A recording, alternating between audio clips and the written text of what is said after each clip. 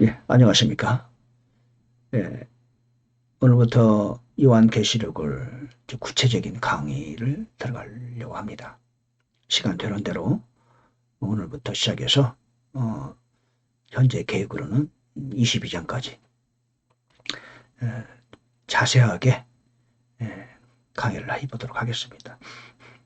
제가 강의를 하는 동안에 여러분 혹시 제가 뭐 완전히 아는 것도 아니고 40여 년 동안 그 종말론을 공부를 했지만 열심히 했지만 그러나 뭐 하나님 말씀이라는 것이 얼마나 무한합니까?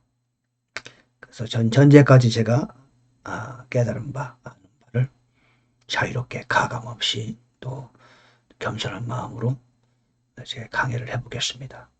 혹시 들으신 분 중에서 이견이 계시거나 또는 제가 강의한 내용에 대해서 질문이 있으시면 댓글로 주시면 제가 성심성의껏 답을 드릴게요. 자, 기도하면서 이렇게 해보도록 하겠습니다. 자, 오늘 1장인데요. 1장 그리스도의 계시 대주제를 정했고요. 소주제로는 읽고 듣고 지키는 자. 두 번째는 모든 족속이 통곡. 세 번째는 주의 날에 성령 안에. 네 번째 본 것, 현재, 미래의 것. 이렇게 대주제, 소주제를 정해봤어요. 다시 말씀을 드리지만 저는 성경을 강의함에 있어서 제가 선택하는 구절이나 단어 또는 소재가 중요한 거다 그런 말씀은 결코 안 드립니다. 이것이 핵심이다 그렇게도 말씀 안 드립니다. 왜냐하면 모든 하나님의 말씀은 한 단어 한 획도 다 중요합니다. 왜냐하면 하나님의 말씀이기 때문에 그렇죠. 하나님의 말씀은 중요하지 않은 것이 하나도 없죠. 제가 연구한 바로 그렇습니다. 단순히 이거는 기본적인 입장을 말씀드리는 게 아니고 제가 성경을 연구해본 결과 한 단어가 너무나 중요합니다. 단어의 위치도 중요합니다. 물론 한글은 히브리어나 헬라어와 위치가 좀 다르죠. 영어나 헬라어를 히브리어를 연구해보면 단어의 위치도 다릅니다. 아주 중요합니다. 그래서 이것이 중요하다, 저것이 핵심이다 말하기가 매우 어렵다는 것을 말씀드리겠습니다. 다만 저는 그럼 왜 이걸 선택했느냐라고 물으신다면 저는 현재 제가 서 있는 위치, 현재 교회의 이 시대, 그리고 제가 처한 상황에서 이 말씀이 지금 우리에게는 꼭 적합한 말씀이다. 또 제가 처한 상황에서 이 말씀이 마음에 가장 많이 와 닿는다.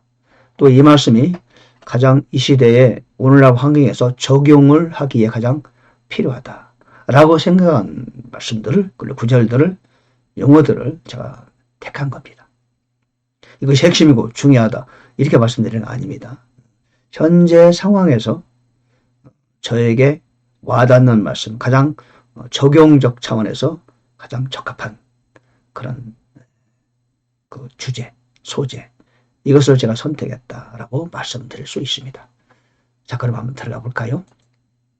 자, 첫 번째는 읽고 듣고 지키는 자 이렇게 말했는데요. 3절에 보니까 이 대언의 말씀들을 읽는 자와 듣고 그 안에 기록된 그것들을 지키는 자들은 복이 있나니 이는 때가 가깝기 때문이라. 그렇게 3절에서 말하고 있어요. 읽는 자, 듣는 자, 그리고 지키는 자. 예. 권고사항이죠. 그리고 여기서 동사로 나오는 겁니다. 읽다. 그리고 듣다. 예. 읽다. read, hear, and 지키는 자. keep. 동사고 또 이 단어가 우리에게 요청되는 거죠. 자, 한번 살펴볼까요? 읽다. 누가 읽습니까? 예, 저와 여러분이 읽어야 돼요. 듣다. 누가 듣습니까? 우리가 들어야죠. 예. 지킨다. 누가 지키죠? 예. 저와 여러분이 지켜야 되는 거죠. 하나님이 있게 하신다. 하나님이 듣게 하신다. 하나님께서 지키게 하신다. 그렇게 말하면 좀 어색하죠. 제가 이 말씀을 왜 드리느냐. 하나님 말씀인 성경에서는 사람이 해야 할 일이 있다는 거죠. 또 하나님이 하신 일이 있으시고 또 우리가 마땅히 해야 할 일이 있다는 거죠. 우리와 우리의 의무요, 우리의 책임이요, 그렇다는 겁니다. 즉, 이 대언의 말씀들을 읽는 건 누가 읽습니까? 우리가 읽어야죠. 듣는 거는요, 마땅히 우리가 들어야죠. 물론 하나님이 그런 와중에서 도와주시긴 하겠죠, 성령께서.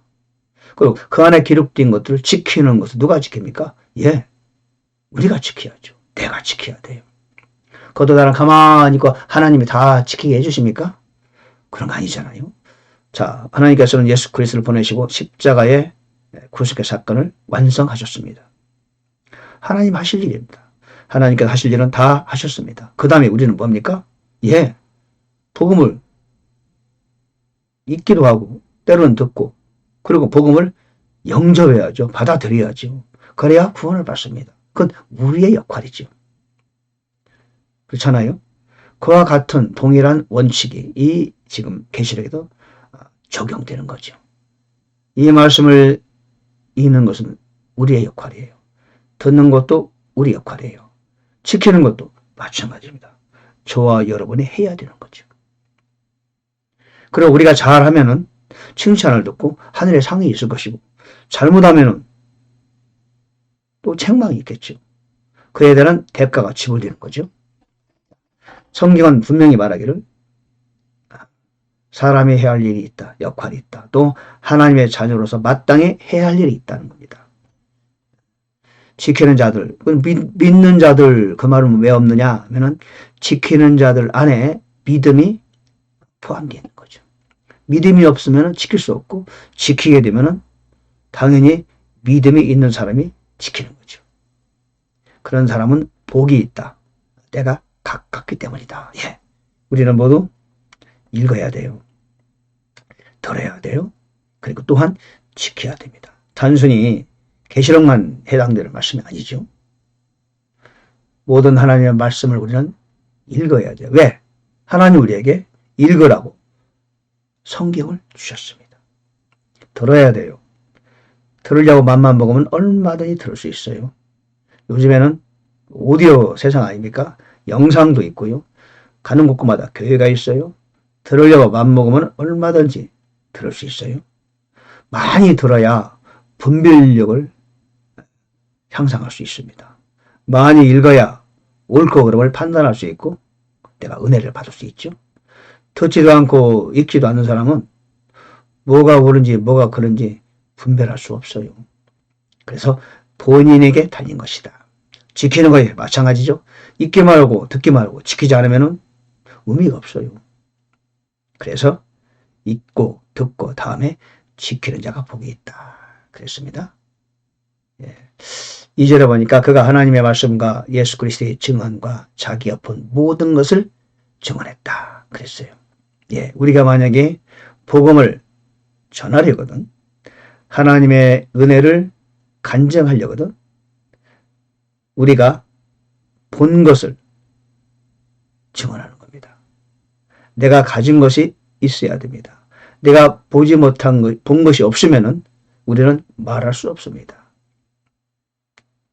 그렇죠?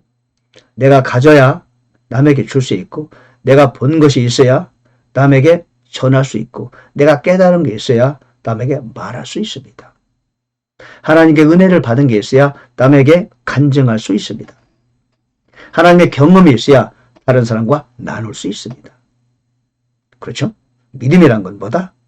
내가 뭔가를 가져야 된다. 뭔가를 봐야 된다.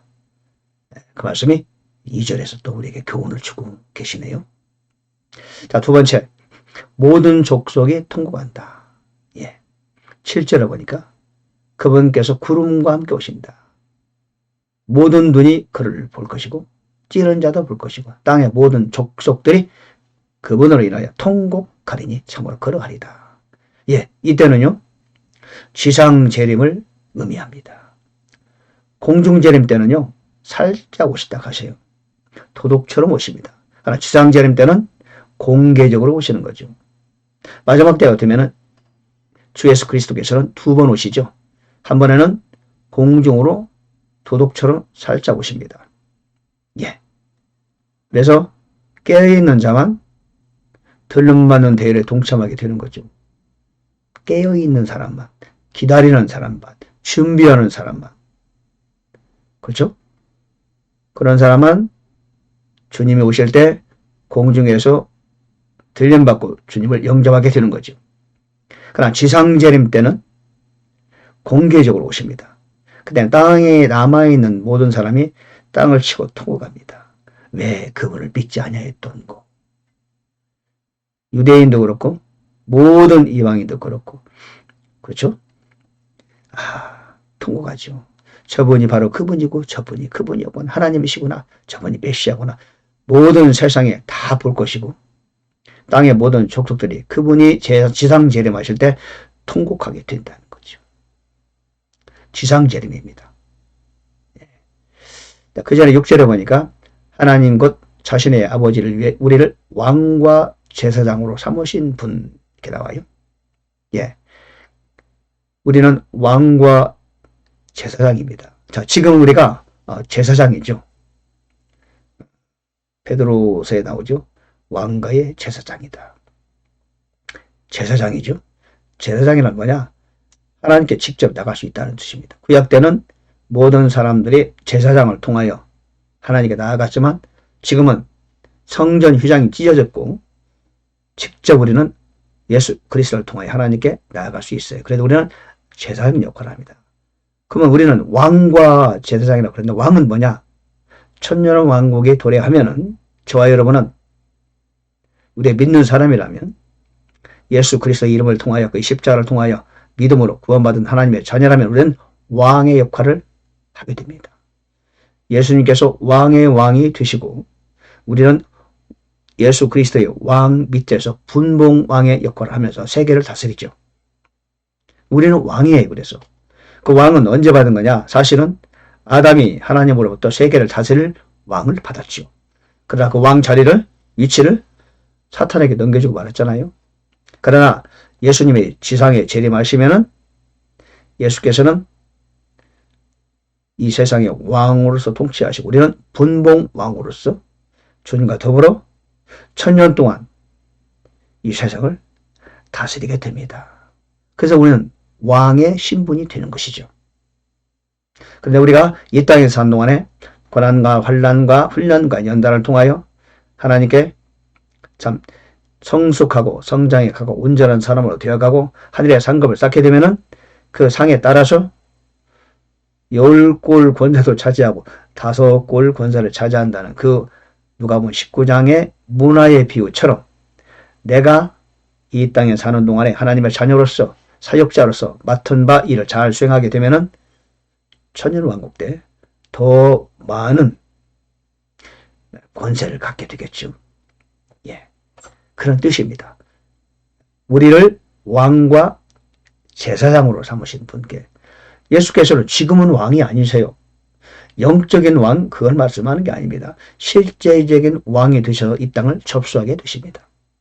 실제적으로 접수하는 겁니다. 천년 동안 예수 그리스도께서는 왕 노릇을 하게 됩니다. 그때는 사탄이 이제 결박되고 천년 동안 우리가 왕 노릇 감게 되는 거죠.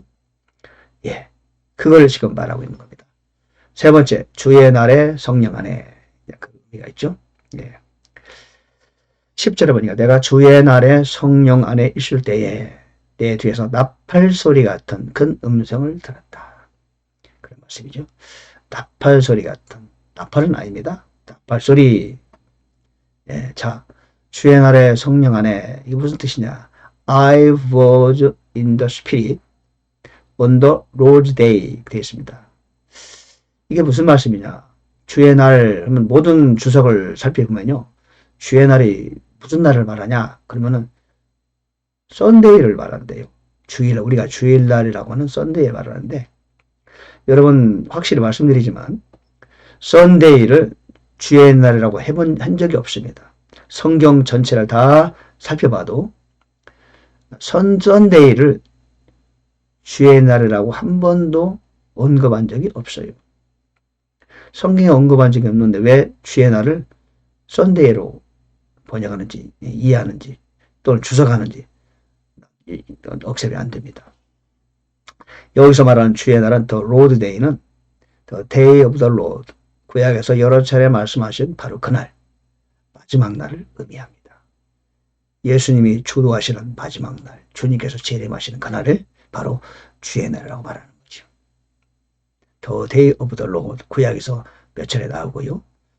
신약 계시록 1장 10절에서 그 날을 The Lord Day, The Lord's Day 이렇게 말했습니다. 썬데이는 주의 첫날 그렇게 표현했지 주의 날이라고 한 적이 없어요. 주의 첫날 그러지. 이 날은 이미 사도 요한이 2000년 후로 공간 이동을 한 상태, 그 상태에서 성령 안에 있었다라고 말하는 겁니다. 그리고 이제 하나님께서 그에게 계시를 주시는 거죠. 그 주의 날 성령 안에란 말씀은 그가 성령 안에 자신도 모르는 사이에 갑작스런 엄청난 상황이 바뀌고 공간 이동이 된 상태, 공간 이동이 아니라 시간과 시공이 완전히 이동된 상태에서 마지막 때에 가 있었다. 이걸 말하는 것입니다. 그래서 이제 7교회에 보내라 말씀하는 거죠. 그래서 7교회는 사실 그렇습니다. 7교회는 이제 또 2장에서 제가 말씀드리겠습니다만은 당시 소아시아에 7교회 있었어요. 에베소, 서바나, 버가모, 두아데라, 사데, 필라델피아, 라오디게아. 라오디게아는 골로새 교회 바로 위쪽에 있고요. 서바나 교회는 약간 바다 쪽에 있고 있습니다. 약간 조금 흩어져 있는 교회가 있었는데 소아시아에 그 교회에 보내라 했고, 이 이제 계시록은 역사가 2000년 동안 진행하면서 시대가 다름에 따라서 각 시대마다 7교회 시대가 있었다. 이렇게 또 해석을 병행하고요. 또한 마지막에 환란 시대에 그때 마지막 때에 있는 7교회다. 그렇게 말하기도 합니다. 이제 세 가지 이제 형태로 그 7교회를 보고 있는 거죠. 그래서 저는 7교회를 그런 역사적인 것도 좋고 영적인 것도 좋지만 개인에게 적용해야 된다고 봅니다. 7교회는 이 편지는 하나님께서 우리 개인에게 주신 편지므로 7교회는 바로 저와 여러분을 가리키는 것이다. 각 사람에 따라서 에베소 교회 형태의 사람이 있고 빌라델피아 교회 같은 사람이 있고 라오디게아 같은 그런 신앙생활을 영위하고 있는 사람이 있는 것이고 또는 2개, 3개 교회의 특성을 다 가지고 있는 사람도 있다. 각 개인에게 보낸 편지를 받는 것이 일단은 우리 자신에게 꼭 필요하다. 물론 2000년 교회사를 통해서 각 시대별로 7개의 형태로 나눌 수 있습니다. 뭐 도움이 됩니다. 그리고 마지막 때에 이제 마지막 시대에 주님이 오시는 그 시기에 7개의 형태가 또 있을 수 있습니다. 그러나 사실 지역교회가 우리에게 무슨 의미가 있습니까? 그렇죠? 우리는 모두 교회잖아요. 우리가 모인 것이 또 교회고 또 우리는 각자 교회입니다. 지역교회가 이런 특성이다 저런 특성이다 그게 중요하지 않죠. 지금은 우리 여러분 저와 개인적으로 하나님이 보낸 서신이므로 너네 7교회를 살펴보면은 나 자신을 살펴보는 그런 교훈으로 삼는 것이 계시록을 대하는 가장 적합한 태도가 아닌가 저는 그렇게 생각합니다. 예.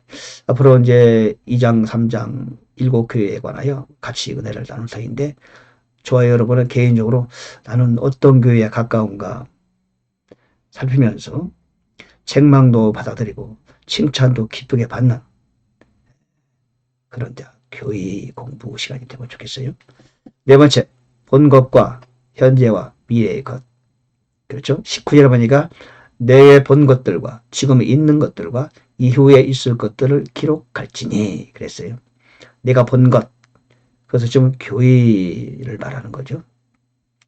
7표를 쥐고 계신 주님께서 1장과 2장과 3장에 걸쳐서 교회에 관한 계시를 주시는 거죠. 그것이 본 것이고, 인제 있을 일, 지금 있는 것은 환란 시대에 관한 거죠. 그리고 이후에 있을 그것은 환란 시대를 거쳐서 천년왕국과 영원 세계에 관한 것을 기록하는 그런 말씀으로 보입니다. 예. 나는 살아있는 자라 전에 죽었으나 보라 내가 영원토록 살아있노라. 내가 지옥과 사망의 열쇠를 갖고 있는 것이다 말씀하셨어요. 7별은 7교회의 천사들이요 내가 본 7 등잔대는 7 교인이라. 7 교회라는 것은 어떤 지역교회를 말하는 것이기도 하지만 사실 지역교회라는 것은 우리한테 별 의미가 없죠. 여러분 여기서 말하는 지역교회라는 건 뭐냐? 서울중앙교회, 인천 제1교회 그런 지역교회를 말하는 거예요. 그러나 그런 지역교회가 사실 흩어지면은 사람이 교회인데, 그렇죠? 그래서 7 교회를 의미하는 것은 바로 이 땅에 존재하는 모든 성도들을 대상으로 주시는 말씀이다. 네, 여러분이 교회이고 저도 교회이고 우리가 모이면 또 교회가 되는 것이기 때문에 7 교회를 공부하면서 과연 저와 여러분은 또 개인 각자는 어떤 교회의 모습을 내가 갖고 있는가. 그리고 각 교회에 주시는 책망과 칭찬, 주님의 말씀을 겸손한 마음으로 받으면서 책망이 있는 내용은 나를 고치고 돌이켜야 될 것이며 칭찬에 있는 그런 말씀이 꼭 나에게 주어지면 더 분발해서 또 하나님 앞에서 인정받는 사람이 되려는 그런 마음을 가져야 되겠죠. 그 교회에 보낸 편지는 바로 저와 여러분에게 개인적으로 보내시는 하나님의 편지다. 그렇게 받는 것이 가장 합리적이 아닌가 그런 생각을 가져봅니다. 오늘은 계시록 1장을 살펴봤습니다. 1장은 서론에 해당되는 것인데 2장부터 이제 교회를 살펴보면서 같이 은혜를 나누고 그리스도의 계시 1장에 관하여 특별히 기억되는 것은 읽고 듣고 지키는 자. 과연 나는 열심히 하나님의 말씀을 읽고 또 듣고 있으며 내 안에 계신 성령님과 더불어 그분을 힘입어서 지키려고 애쓰고 있는가. 오늘 이 시간 계시록 1장을 강의하면서 자신을 성찰하는 그런 시간이 되기를 같이 바랍니다. 감사합니다.